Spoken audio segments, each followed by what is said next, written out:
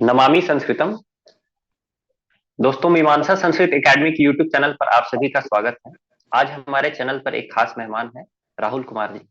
हालांकि ये मेहमान कम और हमारे प्रिय मित्र अधिक हैं।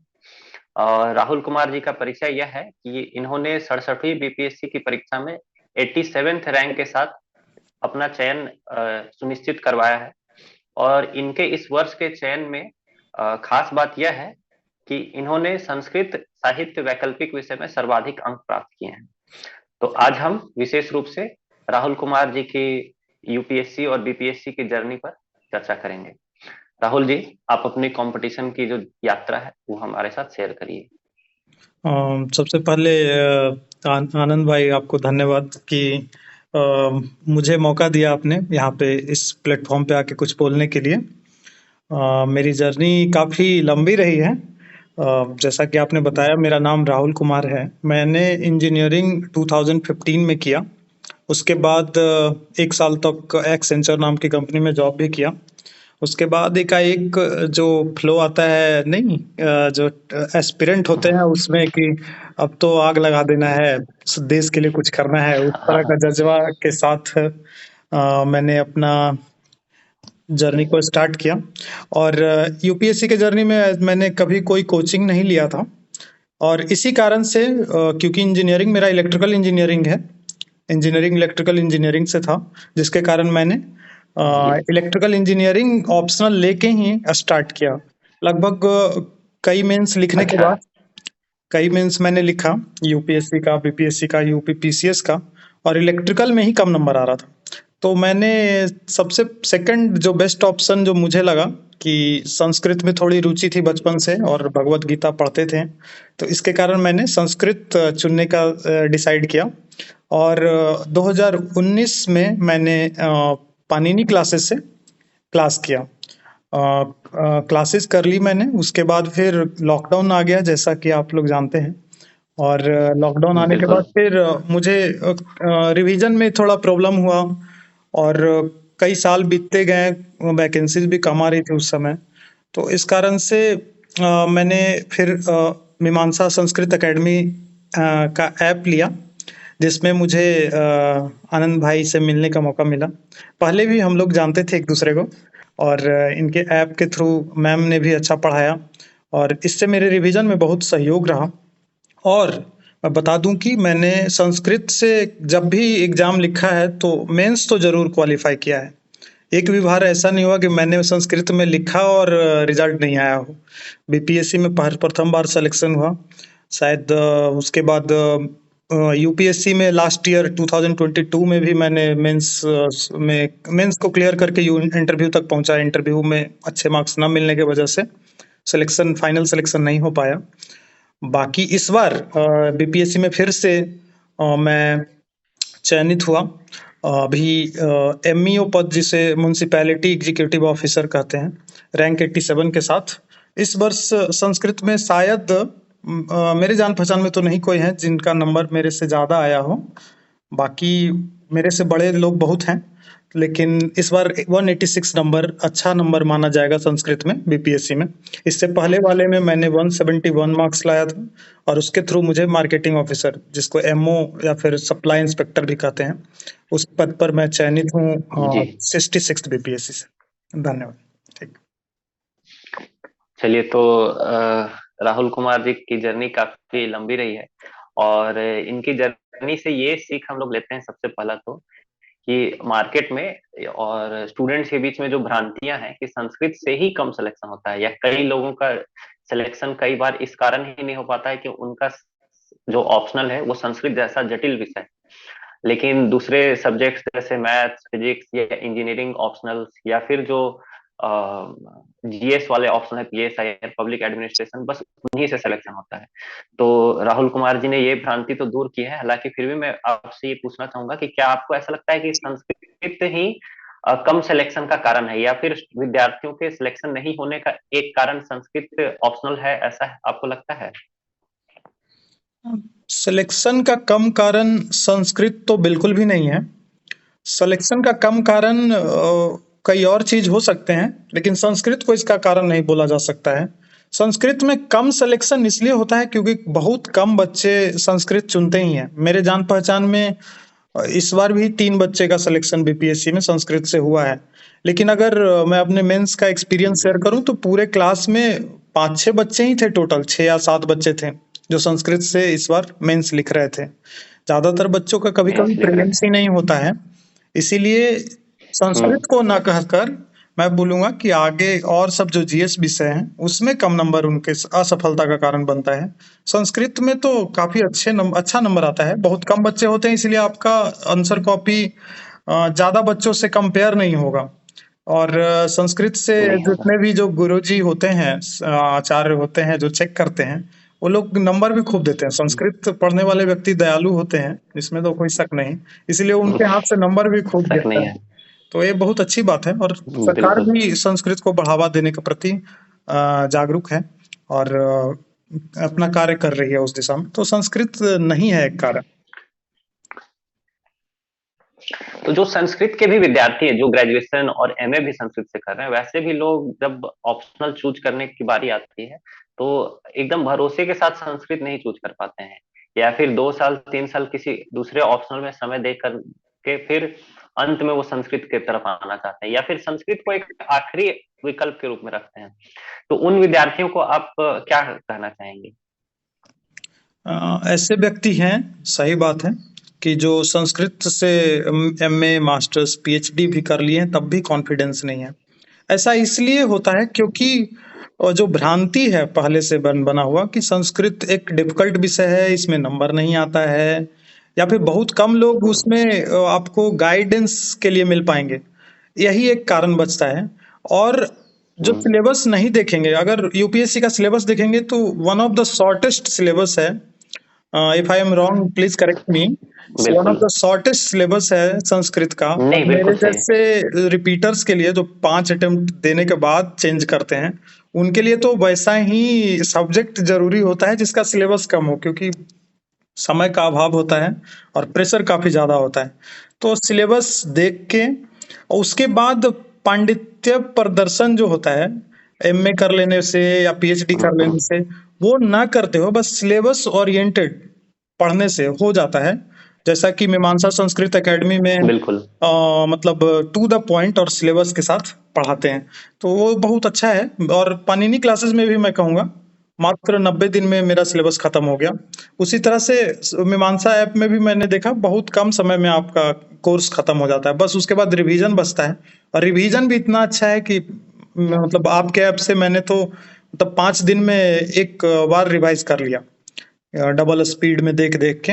जो भी जिस पे डाउट है उसको ज्यादा बार देख के। हम्म। 5 दिन से ज्यादा नहीं लगता है संस्कृत के रिवीजन में। ऐसा बिल्कुल। कोई सब्जेक्ट नहीं होगा जिसका रिवीजन 5 दिन में हो जाए। जी। 5 दिन। बिल्कुल, बिल्कुल। तो खैर इसके साथ ही मैं आपसे ये पूछना चाहूंगा कि कौन से ऐसे विद्यार्थी हैं, जैसे होता है कि जीएस वाले ऑप्शनल तो कोई भी ले सकता है, या फिर मैथ्स वाला ऑप्शनल वो ले सकता है जिसका मैथ्स में बैकग्राउंड है, या फिजिक्स वाला ऑप्शनल वो ले सकता है जिसका फिजिक्स में बैकग्राउंड है। और संस्कृत ऑप्शनल किनको लेना चाहिए आपके आपके अनुसार? अम, संस्कृत ऑप्शनल तो देखिए, हम खुद इंजीनियर हैं, ऐसा कुछ मतलब शास्त्रों की तरफ ज्यादा रुझान पहले नहीं था। बाद में भगवत गीता पे हो गया, लेकिन पहले नहीं था। तो एक इंजीनियर अगर ले सकता है तो कोई भी ले सकता है, इसमें कोई शक नहीं है। बाकी अगर किसी को अगर बिल्कुल। देवनागरी लिपि पे पकड़ नहीं है, तब फिर थोड़ा उनको मेहनत ज्यादा लगेगा। अदरवाइज जिनको भी नहीं। देवनागरी लिपि आता है, उनके लिए संस्कृत सबसे जबरदस्त विषय है। वो व्यक्ति जो चाहते हैं कि कई बार ऑप्शनल में फेल हो रहे हैं, ऑप्शनल में कम नंबर ला रहे हैं, वैसे व्यक्तियों के लिए तो मैं मतलब बोलना चाहूंगा कि मीमांसा संस्कृत एकेडमी ऐप का जो सिलेबस पाठ्यक्रम, उसमें ट्रांसलेशन वाला जो वीडियोज है उसको देखें और उसके बाद निर्णय पे पहुंचे कि उनको अगर चेंज करना है तो संस्कृत भी एक ऑप्शनल विषय हो सकता है। संस्कृत। ऑफ हो सकता है। बिल्कुल। जी। तो अर्थ ये है कि अगर संस्कृत में आपकी थोड़ी सी रुचि हो और भरोसा हो तो आप संस्कृत ले सकते हैं। बाकी आपका बैकग्राउंड संस्कृत का हो, बहुत अच्छा है। संस्कृत का आपका बैकग्राउंड ना हो, फिर भी आप कर सकते हैं, क्योंकि सामने जो बैठे हैं राहुल भाई और मैं, हम दोनों का ही बैकग्राउंड संस्कृत नहीं है। और हम दोनों संस्कृत ऑप्शनल से यूपीएससी मेंस दे भी चुके हैं, क्लियर भी कर चुके हैं। तो आप निर्णय ले सकते हैं कि संस्कृत लेने के पीछे आपका बैकग्राउंड होना ना होना इम्पोर्टेंट नहीं है, बट रुचि होनी चाहिए। और फिर रुचि होने के बाद आपको किसी ऐसे जगह पहुंचना जहां एक साथ ही आपका सारा का सारा संस्कृत सिलेबस कंप्लीट हो जाए, क्योंकि सिलेबस बहुत छोटा है पर काफी फैला हुआ है। जी। अब इसी बात पर मैं राहुल जी से पूछना चाहूंगा कि आपने बताया जैसे संस्कृत का सिलेबस काफी छोटा है, जिस बात से चलो मैं एग्री करता हूँ। तो इस छोटे से सिलेबस को कवर करने के लिए आपके अकॉर्डिंग क्या बेस्ट रिसोर्सेस हैं जो कि मार्केट में अवेलेबल हैं? वो क्या बुक्स हैं जो स्टूडेंट्स को पढ़ने चाहिए, या फिर कौन से वो कोचिंग्स का सहारा ले सकते हैं, या फिर कौन से लर्निंग एप्स वगैरह का सहारा ले सकते हैं? आपके अनुसार जो भी बेस्ट ये है, या फिर सेल्फ स्टडी वो करना चाहते हैं तो उनको क्या रिसोर्सेस उनके लिए अवेलेबल है? हाँ, देखा जाए तो संस्कृत जो विषय है उसका सिलेबस छोटा है, लेकिन छोटे सिलेबस में भी अगर मतलब अगर गोता लगाना चाहे व्यक्ति तो समुद्र हो जाएगा। तो उससे बढ़िया है कि सही रिसोर्सेज बिल्कुल। पे पहुंचे। यही तो है यहाँ पे संस्कृत में गाइडेंस की कमी है, और गाइडेंस की कमी होने से क्या होगा कि हर किताब को खरीदने लग जाते हैं बच्चे बाहर से, या फिर मतलब रघुवंशम है तो रघुवंशम का किताब खरीद लिया, और पाणिनि का अष्टाध्यायी का पांच ही चीज पढ़ना है: संज्ञा, वाच्य, समास, कारक, संधि। तो ये सब पांच चीज ही पढ़ना है, और उसके पढ़ने के लिए मतलब वो पूरा पाणिनि का व्याकरण पढ़ने लग गया। तो ये सब चीज में वो क्या होगा, समय बहुत बर्बाद होगा। और सेल्फ स्टडी से डेफिनेटली संस्कृत को किया जा सकता है। अगर आपके पास प्रीवियस थोड़ा सा भी तीता अंति लकार ये सब शब्द रूप का नॉलेज रहा है तो आप सेल्फ स्टडी से भी कर सकते हैं। लेकिन अगर कहीं एक जगह आपको सब चीज उपलब्ध हो जाए, ऐसा अगर देखते हैं, तो मैं कहूँगा कि कहीं भी थोड़े से पैसे अगर हैं आप रिसोर्सेज जुटा सकते हैं। और अब तो दिल्ली जाने का भी जरूरत नहीं है, तो कोचिंग का सहारा ले लें तो बेटर रहेगा। जैसा कि मीमांसा संस्कृत ऐप आप कहीं से भी अवेल कर सकते हैं उस पे कोर्सेज। उस पे आप देख के बहुत सस्ते में मतलब आप संस्कृत का सिलेबस कंप्लीट कर सकते हैं। इससे सस्ता में और कहीं कुछ कंप्लीट नहीं होगा। दिल्ली में तो 46-47 हजार पर कोर्स का है, और संस्कृत का भी कोर्स उतना ही है। आप दिल्ली अगर जा सकते तो वहां भी जा सकते हैं, लेकिन अगर घर बैठे आपको करना है और क्वालिटी एजुकेशन संस्कृत में लेना है तो मीमांसा संस्कृत ऐप आप जरूर ट्राई कर सकते हैं। और इसके अलावा तो यही है, बाजार से अगर एक एक किताब लेंगे तो एक मतलब सही मार्गदर्शन मेरे तरफ से नहीं रहेगा, क्योंकि उस तरह से फिर बस भटकाव होगा। संस्कृत एक महासागर है, इसमें किताबें ऐसी हैं कि पढ़ने वाला रमन कर जाता है। कभी अभिज्ञान शकुंतलम पढ़िए तो उसी में डूब जाते हैं। तो इस हिसाब से हम कहेंगे कि भटकाव ना होते हुए टू द पॉइंट जितना सिलेबस है उतना ही पढ़ के पहले रिजल्ट ले लेते हैं, उसके बाद फिर संस्कृत में वैयाकरण या फिर ज्ञाता बनने का प्रयास किया जाए। पहले रिजल्ट, उसके बाद फिर कुछ और, तो टू द पॉइंट करना है तो इस तरह से किया जा सकता है। धन्यवाद। जी, बिल्कुल। अ, तो इसी के साथ जो है मैं आपसे ये पूछना चाहूंगा कि कुछ विद्यार्थियों का ये डाउट रहता है राहुल भाई कि जैसे अगर मैं पीएसआई ऑप्शनल लेता हूँ या पब्लिक एडमिनिस्ट्रेशन ऑप्शनल लेता हूँ, या फिर हिस्ट्री ऑप्शनल लेता हूँ या ज्योग्राफी ऑप्शनल लेता हूँ, तो उससे मुझे जीएस में भी काफी फायदा होगा। और संस्कृत जैसा ऑप्शनल लेने से तो जीएस में मुझे कोई फायदा होगा ही नहीं, चाहे प्रीलिम्स हो या मेंस हो, मुझे क्या फायदा होगा? तो क्या ये सोच बिल्कुल सही है या इसमें कुछ कैच है? I definitely second you on this matter Anand भाई, कि दूसरे ऑप्शनल जैसे ज्योग्राफी है, हिस्ट्री है, ये सब में बाकी जीएस सब्जेक्ट्स में फायदा जरूर होता है, लेकिन ऐसा नहीं है कि संस्कृत का फायदा आपको कहीं नहीं होगा। संस्कृत एस फॉर इंस्टेंस अगर देखा जाए तो एस्से में अगर आजकल का मतलब जो टॉपिक्स देखा जाए तो ज्यादातर जो टॉपिक्स हैं वो फिलोसफिकल आ रहे हैं, और संस्कृत बिल्कुल। फिलॉसफी से भरा हुआ है। आपको संस्कृत ऑप्शनल का फायदा इससे में जरूर होगा। आप एक एंगल, क्योंकि अगर सिलेबस भी देखा जाए इससे का मतलब जो नोटिफिकेशन में आता है कि नंबर कैसे अवॉर्ड होते हैं, तो मियर सुपरफिशियल नॉलेज पे ऐसे में नंबर नहीं आता है। मल्टी डायमेंशनल वे में अगर आपका थिंकिंग है और आंसर लिखा गया है या फिर ऐसे लिखा गया है, तभी आपको नंबर दिया जाता है। तो आप एक संस्कृत का उसमें एंगल ऐड कर सकते हैं। संस्कृत के बुक्स से आप कोट कर सकते हैं कुछ चीजों को। जैसे कि वसुधैव कुटुंबकम वाला जो श्लोक है, और इंडिया का अगर कहीं एंगल दिया जाए आईआर में या फिर कहीं भी, तो उसको बहुत अच्छा से कोट किया जा सकता है। हम निजो परोवेति गणना लघु चेतसाम उदार चरिता नाम तू वसुधैव कुटुंबकम। इसके अलावा अगर जीएस वन में देखा जाए तो ज्योग्राफी सोसाइटी का एंगल है, तो सोसाइटी में अगर विमेन से रिलेटेड है तो विमेन से रिलेटेड में बहुत अच्छा अच्छा श्लोक संस्कृत में पाया जाता है। जैसे कि क्या बोलते हैं उसको, बहुत अच्छा श्लोक है, यत्र नार्यस्तु पूज्यन्ते रमन्ते तत्र देवता। तो ये सब श्लोक कोट कर सकते हैं। इवन आप जब जीएस के आंसर को एंड करते हैं, जैसे कि कोई जीएस2 का ऑप्शनल जीएस2 है, आप सॉरी सब्जेक्ट जीएस2 है, और उसमें अगर एंड कर सकते हैं तो जो अंतिम का सूक्ति कुछ डाला जा सकता है। जैसे कि अगर गुड गवर्नेंस का क्वेश्चन है तो उसमें बहुजन हिताय बहुजन सुखाय, कोई भी जो पॉलिसी होता है या स्कीम होता है उसका मुख्य लक्ष्य यही होता है। इसको अगर आप अंतिम में कोट कर देते हैं, और टॉपर्स का कॉपी भी देखिए आप, वो लोग बहुत कोट करते हैं वसुधैव कुटुंबकम, फिर सबका साथ सबका विकास। तो इस तरह का चीज, इवन एक श्लोक, एक सूक्ति है, ज्ञान भारम क्रिया बिना। तो ये पॉलिसी इम्प्लीमेंटेशन के क्षेत्र में इसको आप यूज कर सकते हैं। तो काफी यूजफुल है। और इससे जो एकदम जो क्रीम वाला नंबर होता है, कि नंबर तो 4-5 नंबर सब क्वेश्चन में सब ले आते हैं, लेकिन वो 5 से 6 लाने के लिए आपको इस तरह का जो सूक्ति है इसका यूज करने से काफी बेनिफिट होगा। और एक रट लेना और संस्कृत पढ़ के उसको लिखना में काफी अंतर होता है। तो हम तो कहेंगे कि काफी अच्छा है। और जीएस4 खास करके, जीएस4 तो मतलब आप एग्जाम्पल का खान है संस्कृत। जब जीएस4 में अगर नंबर लाना है किसी को, तो विदाउट एग्जाम्पल कोट किए नहीं लाया जा सकता है। और वो भी रेडीमेड एग्जाम्पल होना चाहिए आपके पास, उस समय सोचा नहीं जाता है, इतना लेंदी पेपर होता है।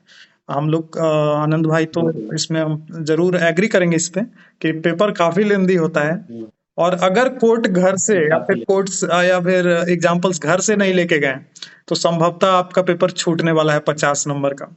तो इसमें आपको संस्कृत पूरा एक डेटाबेस दे देता है एग्जाम्पल्स का, कि कहिए मत कुछ भी पे श्लोक है। हर Sanskrit is full of ethics.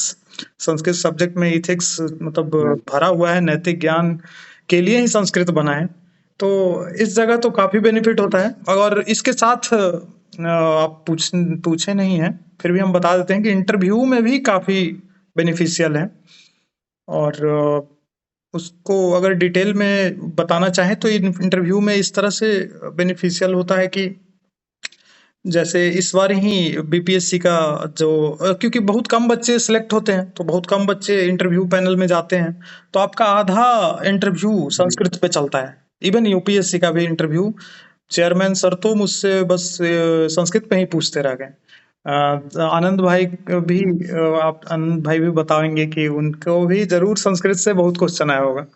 और इस बार भी जब बीपीएससी का था तो उसमें भी संस्कृत में वसुधैव कुटुंबकम वाला श्लोक सुना दीजिए, नारी सशक्तिकरण से जुड़ा हुआ कोई श्लोक आपके ध्यान में आ रहा है तो सुना दीजिए, गीता में कौन सा श्लोक सबसे ज्यादा आपको फेवर करता है, सबसे अच्छा कौन सा लगता है वो सुना दीजिए।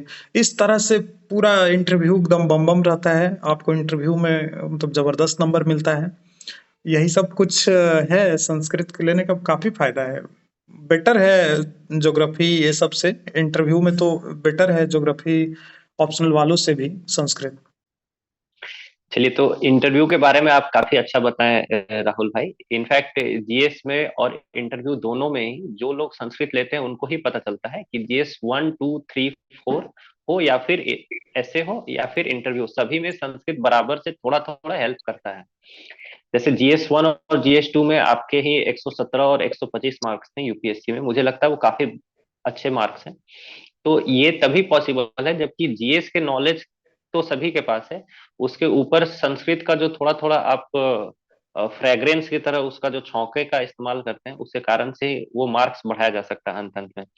इनफैक्ट मेरे भी इंटरव्यू में जो मनोज सोनी सर लिए थे, तो पहला क्वेश्चन मनोज सोनी सर का संस्कृत के ऊपर ही था। वो इनफैक्ट जो बोर्ड मेंबर दूसरे मेंबर थे, वो भी मुझसे अभिज्ञान शाकुंतलम इत्यादि के विषय में पूछ रहे थे। तो हम कह सकते हैं कि लगभग 30 से 40% जो इंटरव्यू था वो कुल मिला के संस्कृत के ऊपर ही था। और वो भी ऐसे प्रश्न थे जो जिसका आंसर मैं आसानी से दे सकता था, क्योंकि ज्यादातर एक्सपेक्टेड क्वेश्चंस जो रहते हैं वही पूछे गए थे। तो ये तो कहा जा सकता है कि संस्कृत अपने आप में क्लिष्ट विषय नहीं है, डिफिकल्ट इसको माना जाता है। इसका बहुत सारा कारण है। एक तो कम स्टूडेंट्स लेते हैं तो सिलेक्शन कम होता है, रिसोर्सेज काफी फैले हुए हैं, तो जो लेते हैं बच्चे वो भी घबरा जाते हैं कि अब कहाँ से तैयारी करें और कहाँ से नहीं करें। जो लोग ज्यादा मेहनती होते हैं वो इतना ही ज्यादा मेहनत करना चाहते हैं कि वो सोचते हैं कि सारे अब मैं ओरिजिनल रघुवंशम और कुमार संभव और अभिज्ञान शाकुंतल और दर्शन के पुस्तकें और व्याकरण का एकदम सिद्धांत कौमुदी और लघु सिद्धांत कौमुदी को ही पढ़ जाऊंगा। तो ये भी एक अप्रोच है। क्योंकि वो ज्यादा मेहनती होते हैं तो वो ज्यादा मेहनत के पीछे भागते हैं, पर ज्यादा मेहनत की यहाँ आवश्यकता नहीं है, यहाँ थोड़े से मेहनत से ही काम चल जाता है। तो ये है, अगर बराबर से आदमी सही स्ट्रेटेजी से तैयारी करे तो ठीक ठाक अंक संस्कृत दिला सकता है। एकदम। ऐसा मुझे लगता है, ऐसा शायद आप भी मानते हैं। या आई सेकंड तो इट। चलिए हाँ, इसी के साथ है इस सेशन को हम लोग खत्म करेंगे। लेकिन जाते जाते राहुल भाई, आप जो भी संस्कृत के विद्यार्थी हैं और जो हो सकते हैं, उन सभी के लिए अगर आपकी तरफ से कोई संदेश हो तो आप देने का कष्ट करिए। संस्कृत से जुड़े हुए जितने भी सहपाठी हैं और साथी हैं, अभी आप देख सकते हैं कि मैं ऐप पे इनरोल भी हूँ और सर को भाई भाई करके भी बोल रहा हूँ। तो इस तरह का फ्रेंडली जेस्चर आपको बहुत रेयर मिलेगा। और हम लोगों ने मेंस भी साथ में दिया है और इंटरव्यू भी साथ में दिया है, अलग अलग बोर्ड में दिया है, बस यही है। और जहाँ तक संस्कृत के सहपाठियों का सवाल है, तो उनको मेरी हार्दिक दिल से शुभकामनाएं। और मैं तो कहूँगा कि संस्कृत के लिए माहौल काफ़ी पॉजिटिव है। संस्कृत का सिलेबस जिस तरह से छोटा है, संस्कृत में जितना अच्छा नंबर आता है, संस्कृत में इंटरव्यू में जितना फेवर दिए होता है, वो देखते हुए मतलब संस्कृत के लिए माहौल एकदम जगमग है, दिवाली है एक तरह से कहिए। और तो उसको आप लोग इसका यू लाभ उठाइए, जैसे हो इसमें आइए, इसमें जुड़ेंगे तभी तो ज्यादा लोग जुड़ेंगे, तब तो ज्यादा लोग का सिलेक्शन होगा।